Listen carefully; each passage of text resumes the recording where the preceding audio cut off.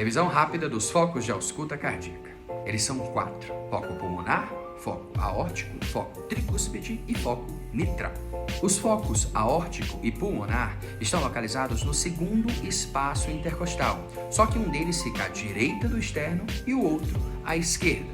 O que está à direita é o aórtico e o que está à esquerda é o pulmonar. O foco mitral fica no quinto espaço intercostal, na área da linha hemiclavicular, e o foco tricúspide fica na metade inferior do externo, na área paraesternal esquerda. Lembrando que ao posicionar o nosso estetoscópio em cada um desses focos, a gente vai ouvir as bulhas cardíacas. As bulhas nada mais são do que o som do fechamento das válvulas cardíacas, cada uma aí, respectivamente, dentro do seu foco. Se você posicionar o seu estetoscópio no foco tricúspide, você vai ouvir as bulhas cardíacas em decorrência do fechamento da válvula tricúspide e por aí vai.